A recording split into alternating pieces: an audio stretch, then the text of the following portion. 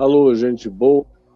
Eu tenho a alegria de trazer para nosso Papo de Graça de hoje o meu querido amigo Luiz Longini, amigo de muitos anos, provavelmente mais de 30 anos. Bem-vindo, meu querido Longini. Tudo bem, meu irmão?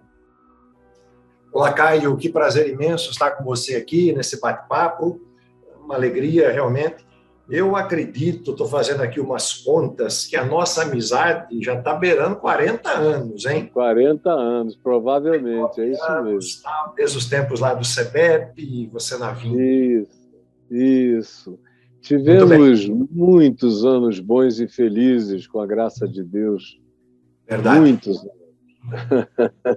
E você sempre me fez muito bem ao coração com seu bom humor.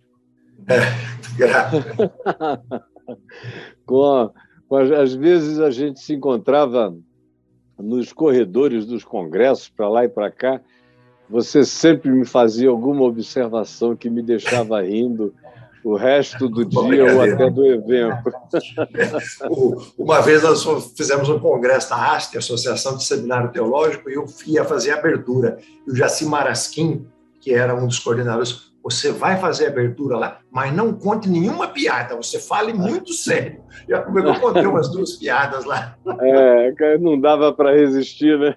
Não dava. E uma vez eu estava no congresso da Vinda, eu contei essa história já, eu acho que era do John Stott, que vocês sempre me convidavam para escrever, e estava um grupo assim grande no hall do hotel, e todo mundo tomando cerveja, e eu tomando Coca-Cola. Aí você passou com o John Stott, virou e disse, gente, cuidado com o Longini. Falei, pô, eu estou tomando Coca-Cola, todo mundo cerveja, e ele fala de mim, a turma riu até. Grandes histórias. Meu irmão, saudades desses tempos bons. Graças a Deus tem muitos daqueles nossos amigos de antes, e houve assim uma interrupção durante provavelmente uns 20, 25 anos, entre muita coisa, mas eu sinto que nesses últimos anos está havendo de novo uma convergência, inclusive de mesmos indivíduos, amigos, pessoas começando a verem que o melhor que a gente pode fazer é estar bem juntos, diante de tudo que está acontecendo em volta. Eu dou graças a Deus, porque era verdade o que nós criamos e o que nós praticávamos, a ponto de nós sabermos nos reagrupar e nos reajuntar nessa hora de resistência. Isso, sem dúvida. Esse é um momento de resistência. Me lembro de um sermão seu, numa daquelas reuniões da EVB que a gente fazia, participamos naquela época, né, com o Manfred Brecht e tantos outros, e você, num congresso desses, você tinha que falar sobre a unidade da Igreja Evangélica do Brasil. E você começou o sermão dizendo assim, o maior empecilho para a unidade da Igreja Evangélica do Brasil é ela mesma, ou seja, é a própria igreja. E agora a gente acredita muito que o Espírito Santo também age na sociedade. Claro, o social ele acaba penetrando na igreja e deve penetrar. O grande livro do John Stott, Ouvir o Espírito e Ouvir o Mundo. Mas nós temos que acreditar que o mundo, a sociedade, pode dar a agenda para a igreja. E nesses últimos anos, um dos grandes benefícios que o Bolsonaro fez para nós foi isso, fazer com que grupos que estavam aí sem alinhamento pudessem conversar, interagir, fazer propostas, se unir, resistir. Comunidades de resistência, ilhas de resistência. E isso foi muito bom e está sendo bom nesse momento. E eu espero em Deus que na era pós-Bolsonaro o grupo continue juntos, crescendo. Sem dúvida. Não mais como uma reação, nem como uma resistência, mas como uma proposta de pautas que a gente se una para juntos muita coisa para fazer, muita coisa para fazer, muita coisa propositiva, muita coisa boa. Tem muita coisa boa para fazer. Eu acho que isso é algo maravilhoso. E aí, e também, Caio, se me permite, nós tivemos 2 coisas assim. A questão da Covid nos trouxe algo diferente também, entende? A pandemia fez com que a gente pensasse em coisas diferentes. e depois todo esse processo do governo Bolsonaro. Eu me lembro quando, logo no início, 2 meses da pandemia, eu fui lá para a minha chácara em Jaú, fiquei recluso com a minha esposa e muita coisa, e de repente comecei a pensar, falei, meu Deus, o que nós vamos fazer? Cara, eu comecei a desenvolver uns 6 projetos, então, programas, como você fez, como você faz, e aí vem a criatividade. Essa criatividade é fruto do Espírito Santo, é o evangelho que brota, e a gente vai na direção das pessoas, e nós vimos como podemos fazer tantas coisas boas. E isso foi a graça de Deus na nossa vida, sem dúvida. Eu fiquei tão feliz quando, no dia 6 de setembro de 2021, nós tivemos a possibilidade, o bendito pretexto de nos reunirmos todos outra vez e juntarmos aquele grupo bonito que está conosco na Fraternidade do Evangelho. Vai fazer 1 ano agora, hein? Vai fazer 1 ano agora, é verdade. Foi aquele evento tal, e a nossa ideia, a proposta que tivemos, a presença. Continua. Agora mesmo o Volney Faustini está organizando uma coisa bonita. Hoje à noite eu devo falar com ele para conversar sobre os conteúdos. Uma coisa bonita sobre resgatando a história da Igreja Cristã no Brasil dos anos 50 para o ano 2000, entrevistando protagonistas vivos ainda. E você vai ser chamado para ser entrevistado. Sim, certamente. Eu recebi legal para falar. Tem muita coisa boa. Eu recebi agora, anteontem, aqui em casa, um livro que foi editado pela Recriar, onde nós estamos escrevendo. Você escreve sobre René Padilha. É, isso mesmo. Todos nós escrevemos. Eu li o texto que você escreveu, muito bonito. Por exemplo, resgatar a proposta da missão integral René Padilha. Então, olha, foi muito, muito bonito. Agora sai essa semana, um mês, vi um livro de resgatando a memória de Robson Cavalcante, nosso querido bispo. Pessoas que deram grande contribuição ao nosso protestantismo brasileiro e latino-americano. O Ageu Erich escreveu dizendo que é um projeto pela Ultimato ou outros movimentos, também com essa proposta, ou seja, resgatar esse movimento dos anos 70, 80 da nossa igreja, trabalhos dessas instituições, Vinde, CEPEP, CPPC, Ultimato, pessoas que deram contribuições como o próprio Rubem Alves, e você, claro, e outros líderes, o Manfredo, enfim, esse grupo, é muito interessante isso. Eu acho isso muito necessário. Ano passado, retrasado, eu dei 5 aulas lá na PUC de São Paulo, uma delas bem longa, de quase 5 horas de duração, as outras de 2 horas, sobre a história da igreja. Eu peguei nos anos 50, desde o Congresso de Evangelização Mundial em Berlim, e trouxe até agora, esses dias, esses nossos tempos, narrando, e eles pretendem fazer uma historiografia, e tem uma quantidade enorme de coisas e de pessoas e de histórias para entrar. Aqui mesmo, eu tenho uma quantidade imensa de documentos que estão dali para lá, de coisas que foram produzidas durante aqueles anos. Sim. Tenho, por exemplo, todas as revistas Vinde, que são centenas e centenas contando a história semanal do que estava acontecendo na igreja durante aquele período. Então, tem um acervo histórico para não ser desperdiçado, para ser reunido. Estudado e ponderado. A gente precisa aprender com erros e reafirmar alguns acertos e melhorar. Enfim, eu estava aqui há pouco pregando sobre a terceira epístola de João e o personagem Diótrefes, aquele censor lá da comunidade, que não deixava nada chegar lá. Você ouviu? Estava proibindo o evangelho de chegar. Até João não podia falar. E associei isso ao que eu li a semana passada sobre documentos da nossa querida Igreja Presbiteriana. Porque eu, por exemplo, me desliguei institucionalmente, mas o coração mantém os afetos eternos, não é?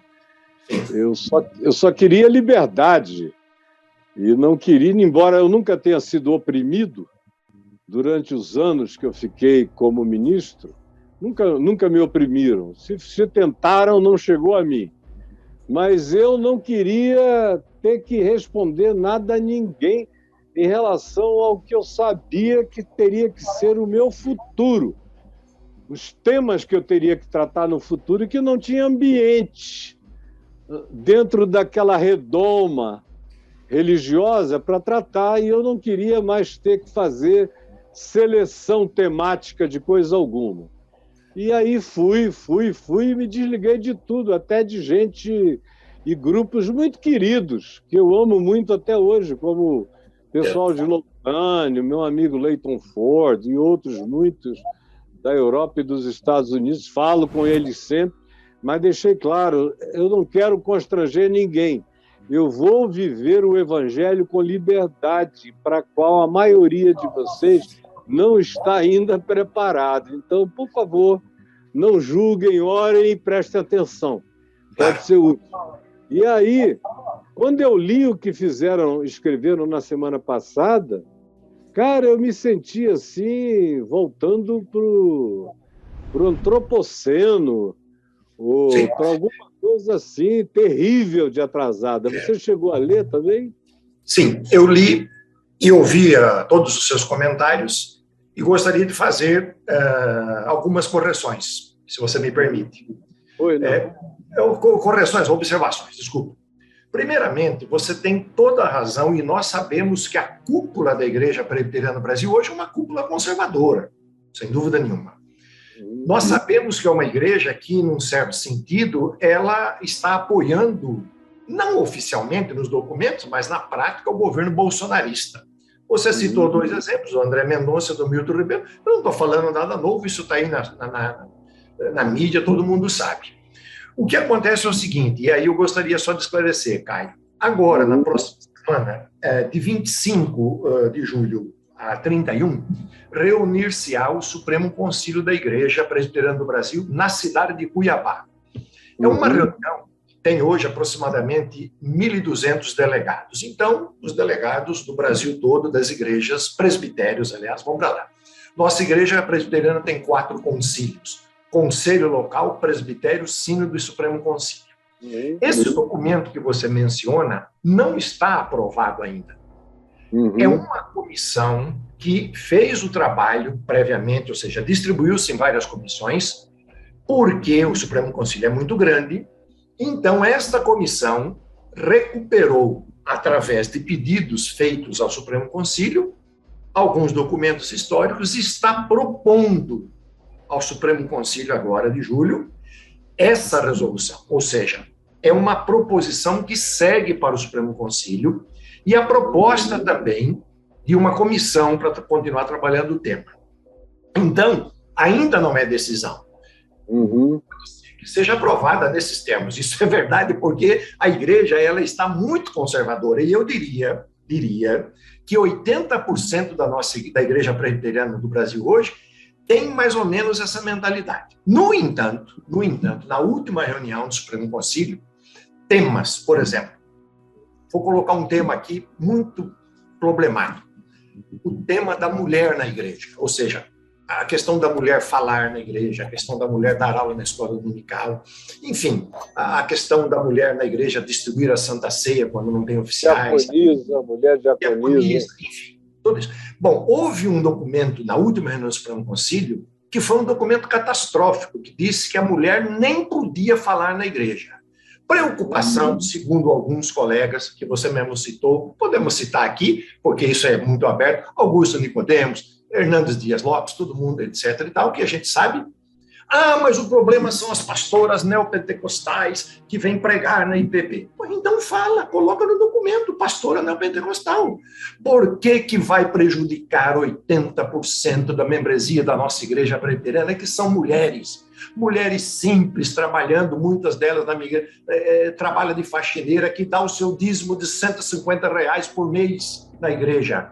Ou então, temos na igreja presbiteriana mulheres capacitadíssimas, doutoras, professoras, líderes, melhores que muitos pastores, coloca no bolso muitos pastores que não têm formação nenhuma.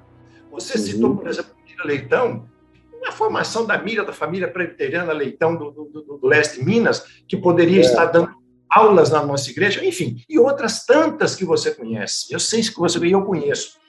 Isso é um absurdo na igreja presbiteriana, esse documento que foi aprovado. Mas foi aprovado como? Vamos lá.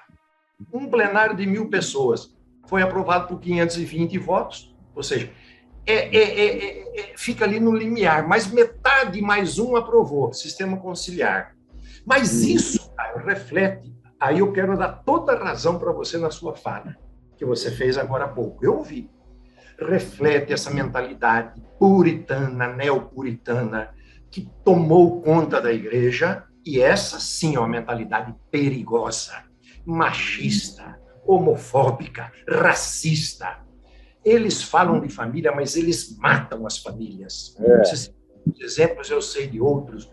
Então, neste sentido, é que a igreja presbiteriana do Brasil, na minha maneira de ver, sou pastor há 40 anos, perfeitamente trabalhando, ordenado, legitimamente trabalhando num presbitério, tenho 2 carteiras de ministro, nunca tive uma censura eclesiástica anotada. Mas eu percebo isso, a igreja presbiteriana do Brasil saiu dos trilhos. Entende? Eu tenho amigos, você tem amigos na cúpula da igreja, você sabe que não concorda com isso. Tem amigos bons, tem gente fiel ao evangelho, mas essa cúpula está hoje muito desvirtuada. Nós temos pessoas na igreja presbiteriana do Brasil todo, há um movimento de resistência. É preciso que se diga isso. Vai chegar agora o Supremo Concílio em Cuiabá? Não está todo mundo manipulado, não. Há consciência. Há gente que quer voltar ao evangelho, há gente que quer voltar à tradição presbiteriana. Então, você tem esses problemas. Você citou o problema do puritanismo, essa ideia de resgatar, excluir pessoas no partido de esquerda. Eles nem sabem o que é partido de esquerda, não sabem o que é comunismo, não sabem o que é marxismo. Um monte de bobagem, essa é a grande verdade. Não leem 2 páginas de nada, é isso que eu fico doido. E outro problema, por exemplo, que você tem, que nós temos na IPT hoje, que é um problema seríssimo, a educação teológica. A educação teológica virou uma formação de quadro de 5ª categoria, uma formação ideológica que não prepara o teólogo, o pastor de verdade, mas prepara para fazer essa formação de quadros básica, desumana, tudo que você falou ali, toda essa coisa de ruim. Então, esses problemas, se a Igreja Presbiteriana do Brasil tivesse, o Supremo Concílio precisa tomar isso de frente, tratar, debater, discutir com seriedade. Por esse grupo que se alojou na direção da igreja, não quer isso. Manipulação total, manipulação hipócrita, e temos que agregar um outro elemento. Todo mundo interessado em dinheiro, poder e dinheiro. É verdade. Ganhando dinheiro, poder e dinheiro. Mata danada. Igrejas grandes, esse não quer largar o poder. Ao mesmo tempo que você tem, então, só um exemplo para... Isso aqui é claro e notório. Não estou falando nada demais, também não tenho medo de falar. Quem me conhece sabe que eu não tenho medo. O reverendo Osni, que é o pastor da Igreja Presbiteriana de Londrina, que é o relator desta comissão que você cita esse documento, que é um dos mais radicais. Não pode ser pastor de esquerda. No púlpito da igreja dele, ele prega que tem que haver reeleição do Bolsonaro, e no pátio da igreja dele colocaram um ônibus para pegar assinatura para o partido do Bolsonaro. Mas então, pera lá. Só está errado o partido de esquerda, o partido de direita não está errado? Ou seja, veja que é, na realidade, uma manipulação ideológica. Isso tem sentido. Tem sentido contra os pobres, tem sentido contra as pessoas que são vulneráveis, tem sentido para continuar privilegiando essa elite rica brasileira hipócrita que quer consagrar a casa grande e a senzala. Não tem sensibilidade social. Então, Caio, isso tudo tem a ver com essas estruturas econômicas e sociais. Não é só ficar fazendo oração na igreja, entende? Mas nós estamos trabalhando... O Osni é uma pessoa que sempre teve uma certa tendência, sempre teve. Eu o conheço há muitos anos, mas, rapaz, de 5, 6 anos para cá, ou talvez um pouquinho mais, ele tomou uma postura de radicalização nesse nível que foi ficando insuportável. Agora, me diga uma coisa, olhando para o futuro, lá para o Supremo Conselho em Cuiabá, você crê que tem uma chance desse documento não passar? Tem. Eu acho que esse tipo de documento, eu acho que tem uma chance de não passar. A chance é pequena, mas tem. Porque, na realidade, é o seguinte, ao mesmo tempo, sabe, Caio, que eu quero dizer para vocês que com toda a sinceridade do meu coração, ao mesmo tempo que o bolsonarismo, essa postura que nós estamos vendo nesses últimos 3 anos no Brasil, que nos traz algo tão pesaroso, tão ruim, tão maléfico, tão demoníaco, ao mesmo tempo que acontece isso, numa relação dialética ou de dualidade, também nos traz algo bom. É o fato de que muitas pessoas acabaram percebendo e atentando aonde está a questão. Então, vamos lá. Estou certo? Concorda comigo? Certo, totalmente. Então, vamos lá. A questão, para mim, é muito simples. Eu sento com a minha comunidade aqui na favela, o meu pessoal, faço um círculo e nós vamos estudar a Bíblia, e ali entra o tema da pobreza, da política e tal, e o que eu digo é o seguinte: vamos colocar Jesus Cristo no centro da discussão? Vamos colocar o Evangelho de Cristo? Vamos.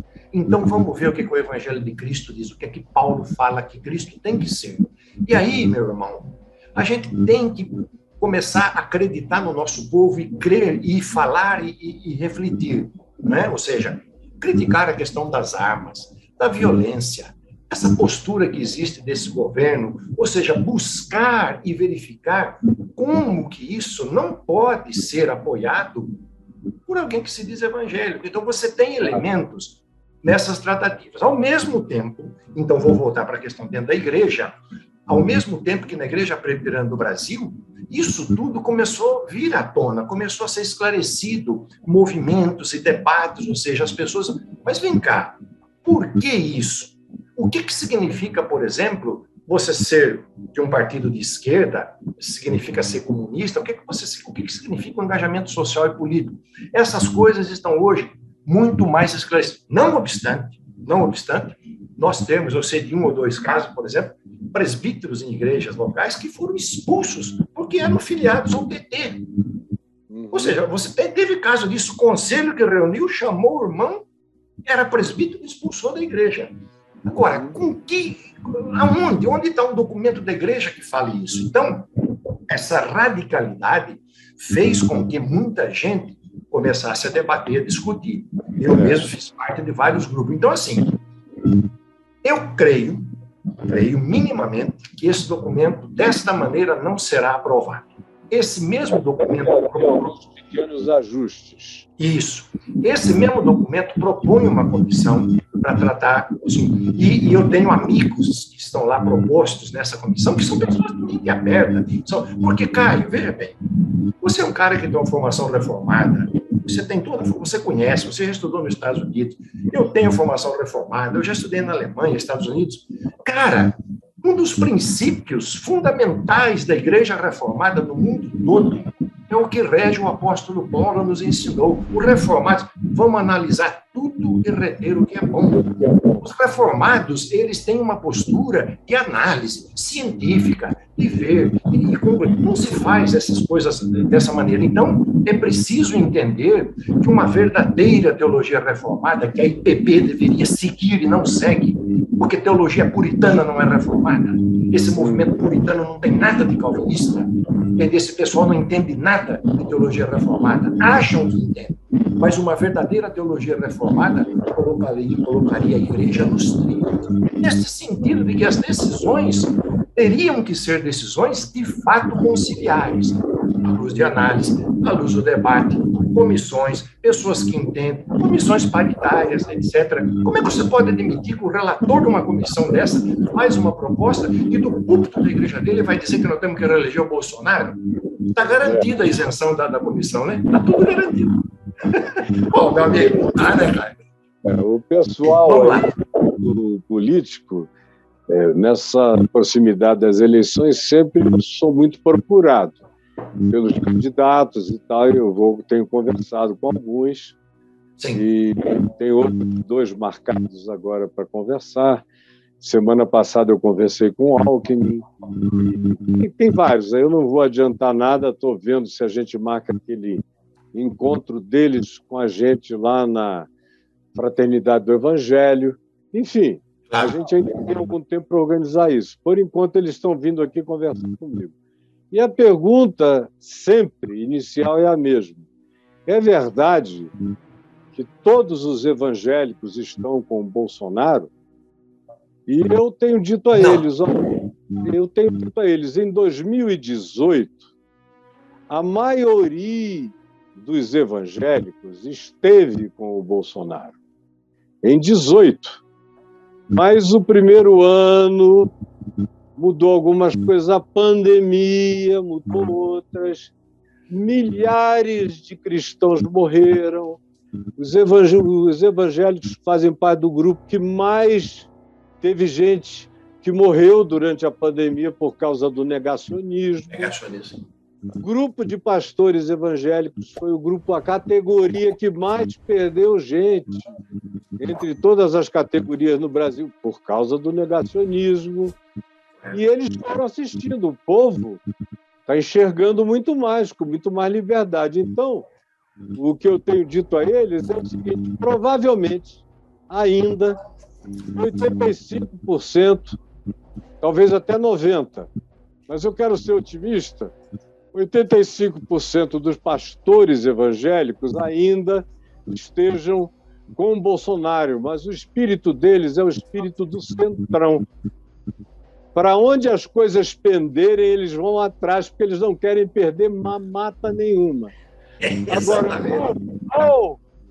o povo está totalmente dividido.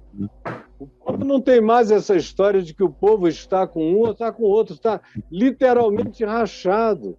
Em algumas pesquisas aparece até mais gente resistindo ao Bolsonaro do que pró-Bolsonaro. De modo que eu creio que essa próxima eleição já vai refletir também dentro da igreja evangélica uma postura mais parecida de como foi em eleições anteriores, onde não havia um encabrestamento absoluto em nenhuma direção, como a gente viu acontecer em 2018, que foi algo chocante, patético. Para onde você virava, todo mundo... É isso mesmo. Graças a Deus já não está mais assim. E a minha tristeza foi ver que a igreja presbiteriana, ao invés de aproveitar a oportunidade para pedalar com os tempos e se atualizar, ela deu uma ré para trás com uma força enorme, não é? Sim, isso aconteceu. Deus permita freios e travas. E isso aconteceu com várias igrejas, né, Caio? Pessoal, um minutinho só. Caio, tira o fone do celular, que está dando uma cheira no fone aí, por favor, para vocês continuarem. Ok. Pode ir. E aí? Tá melhorou? Eu estou ouvindo muito bem. Muito bem? Melhorou, Caio, perfeito, valeu. Esse fenômeno, não é, Caio? Foi um fenômeno que atingiu todas as igrejas evangélicas no sentido geral. Você tem toda a razão. Algumas mais, que tem uma vertente um pouco mais progressista, mais ecumênica, nem tanto. Mas, por exemplo, a igreja presbiteriana independente passa por um mesmo processo conservador muito forte. A igreja de perseguição, inclusive, de pastores progressistas. A igreja metodista. Essa igreja metodista que você conheceu, do Paulo Aires, aquela igreja metodista que a gente fazia as reuniões na Chácara Flora, esqueça, essa igreja não existe mais. A igreja metodista virou carismática e um pentecostalismo pior, às vezes, do que a universal. Há setores muito conservadores na igreja luterana, na ECLB. A IELB nem se falar, que já é conservadora mesmo por natureza. Os congregacionais, mesma coisa, retrocederam muito e um grupo progressista muito pequeno. Os batistas, então, virou um negócio assim, tá igual a IPB, ou seja, e os pentecostais, com raríssimas vezes, mas os grandes conglomerados pentecostais, que você conhece muito grandes, são conglomerados, porque não é uma igreja, aí a gente vê E alinhado, concordo com você plenamente, que essa turma, cabresteada por Malafaia, etc. e tal, eles estão alinhados naquilo. Se o Lula ganhar amanhã, vai todo mundo beijar a mão do Lula e vai ser todo mundo dentro de um mês, como foi em 2002, 2003, o Silas já estava aqui no Palácio do Planalto implorando para que arranjasse algum conselho para ele entrar, para ele colocar um pezinho dentro do governo e depois tentar escalar. Então, funciona assim e vai continuar funcionando assim. Exatamente. Infelizmente, porque o negócio é grana e poder. Isso, esse pessoal precisa ser denunciado. É isso mesmo. Sim. Bom, na parte que me diz respeito, eu estou fazendo isso há uns 35, 40 anos. Eu também. O pessoal fala comigo na IPB, eu digo, eu sou pastor da IPB há 40 anos. Há 40 anos eu falo de ordenação feminina, diaconisa, presbítera. Sempre falei, mas nunca me escutaram, mas eu sempre defendi. Eu bati a minha vida inteira de um polo a outro, de um extremo a outro, a IPB no meio e o cacete para todo lado, porque eu simplesmente não aguento, meu irmão. Tem alguma coisa em mim que clama aquele clamor de Jeremias. Por que quando eu tenho que abrir a boca, eu tenho que clamar violência, destruição, aquela coisa toda? Tu me persuadiste, Senhor, e eu persuadido fiquei. E agora, quando eu tento calar, só falta explodir meu coração. É mais ou menos nesse espírito que eu tenho vivido a minha vida toda. Agora, eu quero perguntar sobre uma coisa linda que você falou aí, que é a sua igreja na favela. Conta aqui para a gente como é que você chegou à favela. Porque você era pastor em São Paulo durante muito tempo. Como foi essa viagem, Longini?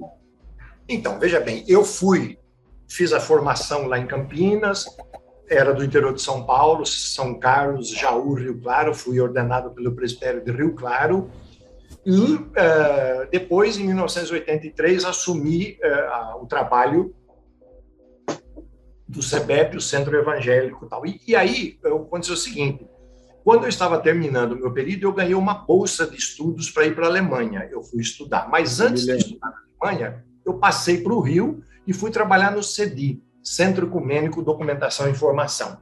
Conheci o pessoal do Rio de Janeiro, algumas pessoas da igreja aqui, e quando eu voltei da Alemanha, 4 anos depois, eu voltei para o Rio, por causa do trabalho. Eu deveria voltar para São Paulo, mas tinha o convite e voltei para o Rio. E quando eu voltei para o Rio, eu vim e me filiei ao presbitério do Rio de Janeiro, por convite, na época, do reverendo Carlos Alberto, que faleceu, o Beto, que você conheceu, né? O Beto, lá de Copacabana. Isso, depois foi para Copacabana. E eu vim trabalhar, eu fui convidado para trabalhar no presbitério do Rio de Janeiro, mas eu cheguei, vamos dizer assim, interior de São Paulo, cheguei da Alemanha, etc. e tal. O Guilhermino, na época, era o presidente do Supremo Concílio. E eu vim transferido pelo presidente. O pessoal conta isso, eu estou sabendo depois, né? Por exemplo, foi feita a votação para eu entrar no presbitério, eu ganhei por 1 voto. Ah, é? 1 voto. Você vê que a minha fama, como é que era, né? Quando eu cheguei. Aí eu vim, eu fui ajudar lá na Igreja da Tijuca, aí depois houve lá uma distribuição de campos, presbitério, e a coisa foi mais ou menos assim. Você foi para a Igreja Presbiteriana da Tijuca, inicialmente?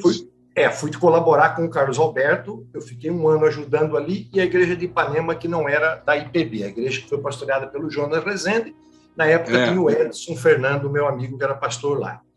Mas aí houve uma divisão, o presbitério se reuniu, e aí surgiu a possibilidade de um pastor ter que assumir a Igreja Presbiteriana do Rio Comprido, que é a igreja que eu estou até hoje. E mais ou menos aquele vai, eu me lembro que o reverendo Geraldo, falecido, chegou para ele e falou: Longini, você sabe trabalhar com pobre? Você gosta de trabalhar com pobre? Eu falei: Geraldo, trabalho, não tem problema. E mais ou menos foi assim, eu faço uma leitura engraçada. O presbitério falou assim: olha, ele está chegando da Alemanha, é doutor, que maravilha, vamos ver como é que ele se vira lá na favela. E, de fato, eles aí pediram e eu fui pastorear essa igreja. Eu cheguei, o pastor tinha sido sumiram do bairro, os traficantes queriam matar o pastor, a igreja estava com 4 membros, enfim, era um negócio muito complicado e eu fui assumir esse trabalho lá. Depois saí, fui fazer outro, mas, enfim, aí, na realidade, então, eu já pastoreei 3, 4 igrejas no presbitério do Rio de Janeiro, mas todas comunidades que eu chamo de comunidades periféricas, porque essa minha igreja hoje do Rio Comprido, ela é do lado do Sambódromo, está ali praticamente perto do centro do Rio, mas ela é totalmente periférica, porque a maioria das pessoas são pessoas que vivem nas favelas, né? Então, eu comecei a trabalhar com esta igreja e acabei me envolvendo com outros trabalhos comunitários e fiquei trabalhando. Eu saí para pastorear a igreja de Vila Isabel, que era uma igreja em Vila Isabel, mas depois voltei. Eu saí também numa época, o presbitério entendeu que eu fiquei doente, eu estava com síndrome de pânico, eu emagreci, eu estava com ansiedade, porque você trabalhar numa situação dessa, você não vê saída, né? Tinha dias que a gente ficava 4 horas dentro da igreja, debaixo de tiroteio, pessoa morta na frente da igreja, e você não vê saída, né? Em certas situações você não sabe o que fazer, aí você adoece. Eu adoeci, o presbitério teve sensibilidade, eu fui para outra igreja, depois voltei, enfim, mas é uma comunidade extremamente amável, um pessoal, mas não é uma comunidade grande, não é uma comunidade de 60 pessoas. Agora, o que eu faço muito é que eu entendo que o trabalho nosso, o trabalho pastoral, não é só o trabalho da igreja em si, ele é um trabalho que deve alcançar toda a sociedade. Então, eu te falei que hoje eu estou dirigindo, sou um dos diretores da Fundação Moody's, com M de Maria, Movimento Universitário de Desenvolvimento Econômico e Social, onde a gente trabalha com a juventude das favelas, integrando-os nos projetos de ação no mercado de trabalho, jovem aprendiz, estagiário. Então, eu entendo, Caio, o meu trabalho como pastor na favela, não o trabalho de um pastor da igreja presbiteriana só, mas o trabalho né? Pastor da favela e da cidade. Né? Isso, exatamente, para atender todas aquelas necessidades e ser um polo, a igreja precisa ser um polo, uma comunidade de acolhimento, uma comunidade de ressonância do evangelho, um lugar onde as pessoas possam vir, ainda que elas venham, às vezes, ter uma cesta básica, a pessoa está passando fome, tem que dar cesta básica, tem que alimentar. Depois ela volta, ela trabalha, ou seja, é uma rede que se forma, é preciso ter muito amor às pessoas, é preciso ter muito compromisso, é preciso entender que as pessoas podem ser formadas, as pessoas têm muito preconceito com a favela, porque acham que na favela só existe bandido. Quando eu comecei a trabalhar na favela, tinha bandido e polícia. Eu dizia, aqui não quero saber de ninguém, nem de bandido, nem de polícia. Hoje são 3, bandido, polícia e milícia. O negócio está aumentando. Então, a gente precisa tomar muito cuidado com isso, mas fazer propostas afirmativas. Por exemplo, a mulher do traficante frequenta a igreja, o filho do traficante frequenta a igreja. O quê? Essa rede social da favela tem que ser compreendida, né? Enfim, e aí você vê como que o evangelho é relevante, como que a graça de Deus se torna presente, como que as pessoas podem ser transformadas. Isso que é importante. E as pessoas falam, mas Longini, você está na IPB há 40 anos, por que você não sai da igreja? Eu não saio da igreja porque a minha IPB está lá na favela. Eu trabalho lá. A IPB não liga para mim. A tua igreja não tem nada a ver com essas histórias todas aí, não é? Ninguém cobiça a minha igreja, Caio, porque a minha igreja não tem nem dinheiro para pagar o pastor, é o presbitério que ajuda. Então, ou seja, quando você se envolve com o poder, você tem que saber que você vai ter. Eu, como nunca... A igreja presbiteriana não me convida para fazer nem oração silenciosa em lugar nenhum, eu estou lá trabalhando. Eu sei como é que é isso. Eu, desde que eu fui de Manaus já havia um trabalho muito integrado entre a comunidade local e as outras realidades sociais de extrema necessidade da cidade e do interior. Tanto é que meu pai criou aquele trabalho de Barcos Hospital, que foi depois levado adiante pelo José João e está lá até hoje. Sim, conheci o José João. Aí eu mudei para Niterói, para suceder o Antônio Elias e levar a Vinde para Niterói. E aí sempre fizemos... A marca maior do meu ministério era evangelização e treinamento de pastores e tal, mas eu nunca deixei de fazer, paralelamente, atividades nas comunidades chamadas de favela. E aí foi crescendo. Depois eu já estava cuidando de umas 4 ou 5 grandes iniciativas, aí veio a Fábrica de Esperança, que se tornou uma coisa imensa, Conheci, visitei lá com você, isso aí. Lembro.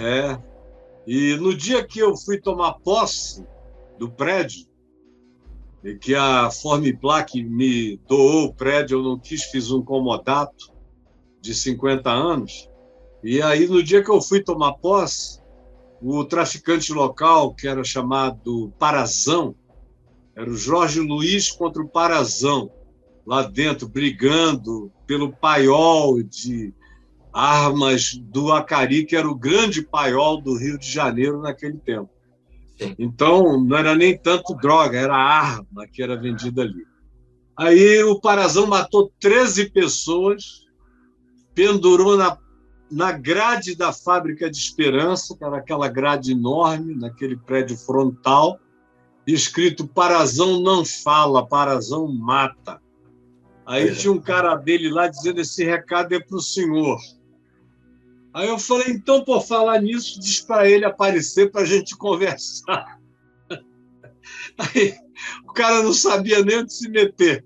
Aí um dia chegou lá um preposto dele. Aí falou: o que o senhor vai fazer aqui? Eu falei: eu só estou começando, mas eu vou fazer 66 a 70 projetos aqui. Aí eu fui descrevendo um por um. Quando eu terminei, o cara olhou para mim e falou: o senhor sabia que o senhor é o meu pior inimigo? Falei: olha, infelizmente eu tenho convicção que eu sou o teu pior inimigo, mas eu não sou inimigo da tua alma, nem da tua vida, nem da tua mulher, nem dos teus filhos, nem da tua casa, nem da tua família. Eu sou o pior inimigo do teu estilo de vida. Aí ele virou para mim com lágrimas nos olhos. O nome dele é Jerebel. Ele conseguiu escapar, está vivo até hoje. Eu consegui mandá-lo de lá para um lugar no interior do Brasil, onde ele sobreviveu.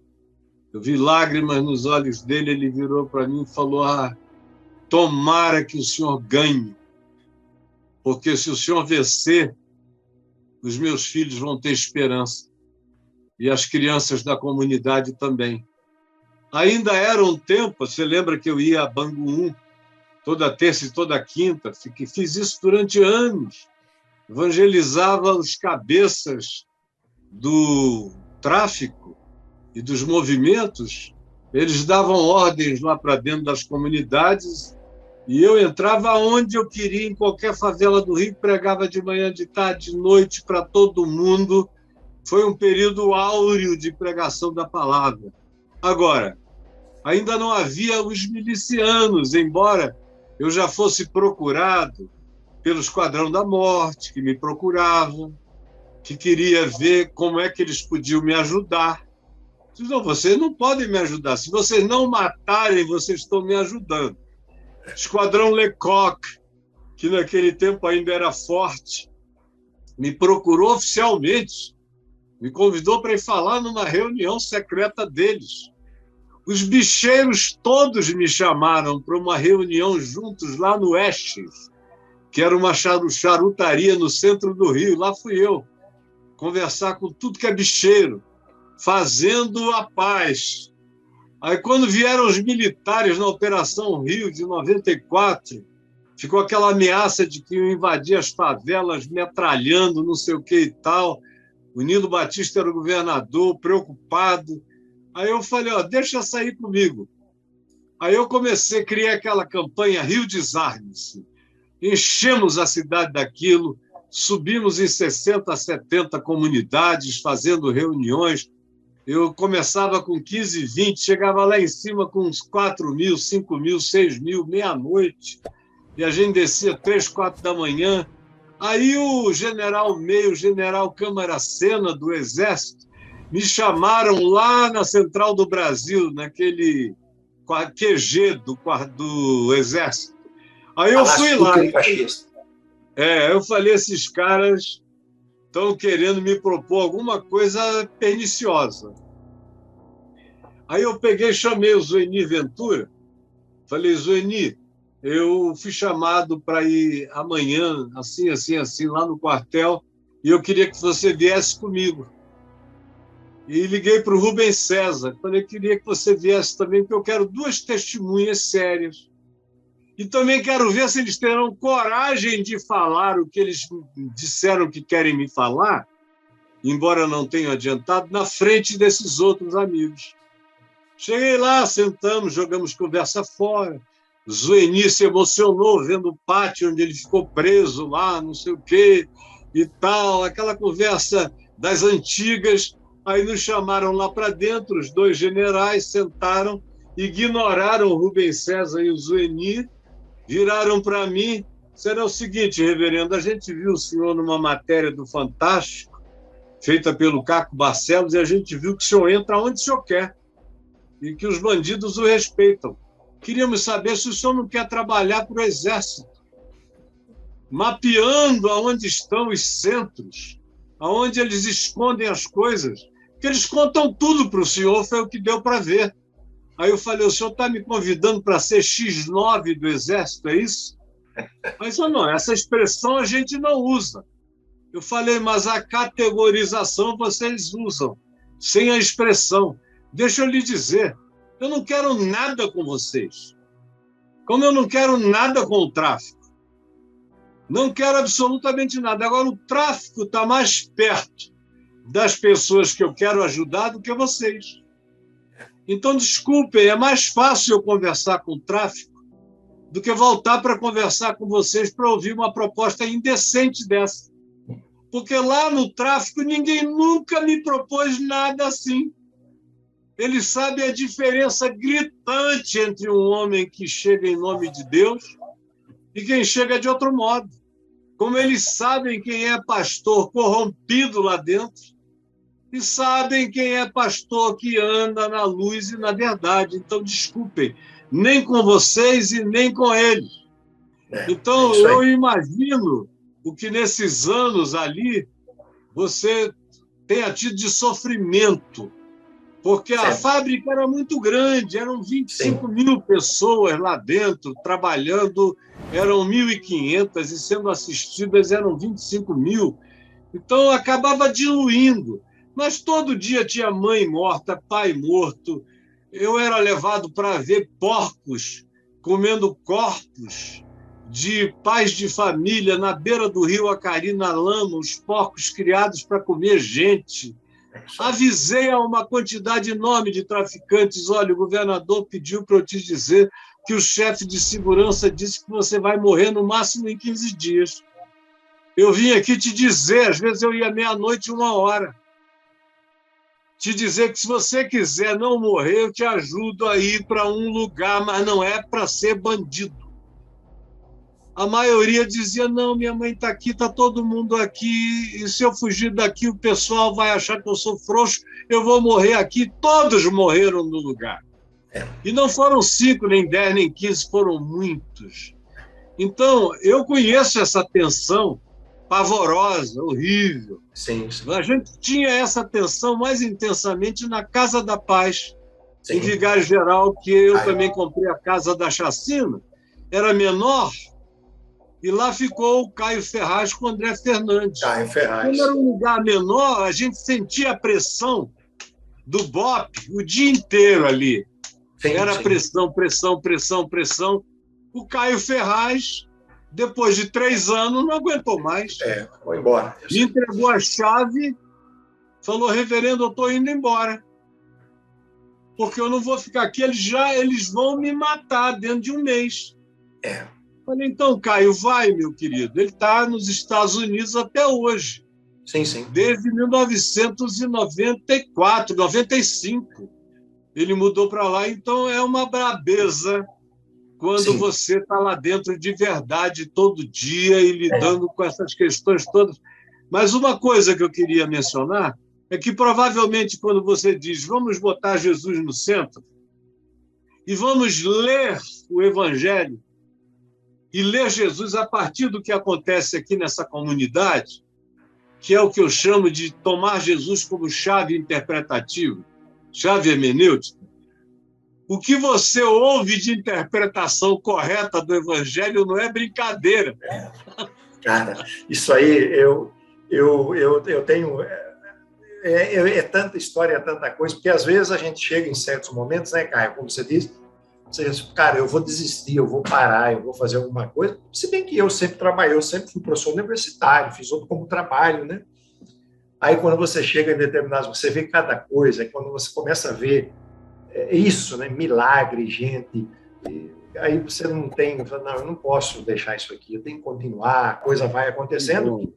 E é exatamente isso. Agora, eu logo cedo eu aprendi, e nunca ninguém me ensinou nada, geral, mas eu, antes de ir para a Alemanha, quero fazer uma menção aqui e quero tributar a honra a um mentor que você conheceu muito bem.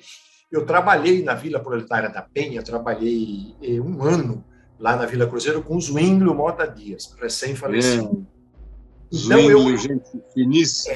Eu ajudei o Zwinglio lá, eu ia todo domingo com ele lá, e o Zwinglio foi me dando umas dicas. E uma vez ele disse assim, Longini, nunca aceite 1 centavo, nem de bandido, nem da polícia. Porque se você aceitar 1 centavo para reformar a janela da igreja, você está perdido. Você vai perder todo o seu respeito. E ele dizia outra coisa. Aqui na favela, você é o pastor. Entende? Você vai para Copacabana, você toma seu chopp lá. Quem quer fumar, fuma para lá. Etc. Mas aqui, você não pode esbarrar nessas questões morais que eles acham que são importantes. Isso não pode relativizar isso. Porque... E aí vem essa coisa. Então, eu me cansei, Caio, subindo com um presbítero para levar ceia lá nos morros, para as pessoas doentes e tal, passar no meio dos traficantes e esconder o fuzil. Ô, pastor, boa tarde.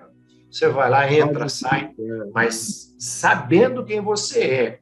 E claro. Eu já fiz ajuda de gente, às vezes, que tive que fazer lá na favela, buscando para levar ao hospital, chegando a ponto de, às vezes, chegar com um carro para socorrer alguém, e os traficantes saírem dali, jogar fora a maconha, eu vim ajudar a carregar as pessoas. Ô, pastor, nós vamos dar uma força. Isso, ou seja, então, você tem esse respeito, você tem... Agora, nunca aceitei... Não relativize, né? Não, já teve uma ocasião lá que, em cima da igreja, tinha lá um pessoal botando fuzil, e o rapaz ficava lá com o radinho, o tempo que era na Itapiru. Chamei e disse, aqui não. Pode chamar o seu gerente quem for, mas eu peço que vocês retirem isso daqui, porque aqui é uma igreja. Isso aqui, Deus não se contenta disso aqui. No outro dia, tiraram tudo, o cara não apareceu. Ou seja, tem que marcar essa posição. Você não vai... E outra coisa, quando você marca e eles veem que você é sério, que você não está brincando, eles te reverenciam. Sim, eu fui reverenciadíssimo a minha vida inteira por bandido, traficante, comunidades, favelas. É isso que você diz. Botava o pé, o reverendo chegou, para. Agora, você tem que andar na luz, né? Tem que andar na verdade do Evangelho. Você sabe que eu olhei aqui agora, levei um susto, que já são quase 15 para as 3. Tá bom. Eu acho que eu nunca fui tão longe num papo tão agradável, porque conversar com você está sendo tão bom, meu irmão. Não só para mim, mas para tanta gente que está aqui assistindo. Isso. Estou à disposição. Nós vamos prosseguir, na outra ocasião, vamos seguir com a nossa fraternidade do Evangelho. Um outro momento que você me der a oportunidade, quero falar do nosso trabalho da Fundação. Você sabe que eu queria ir a Brasília, eu indo a Brasília, vou falar com você pessoalmente. Por favor. Nós estamos juntos nesse ministério, nesse grande movimento, em prol de uma igreja sadia, um evangelho saudável, integral, uma igreja evangélica responsável, combatendo esses demônios que estão hoje aí na política. Nós temos que ter essa proposta juntos, unidos. Estamos juntos. Assim meu irmão. Te amo, cara. Eu agradeço, uma honra, Caio, estar com você. Deus te abençoe, meu amigão. Obrigado, dá um beijo em casa em todo mundo, Longuinho. Igualmente. Todos beijo, meu amigão. Deus te abençoe. Até a próxima, que será logo. Até a próxima, viu? Até a próxima.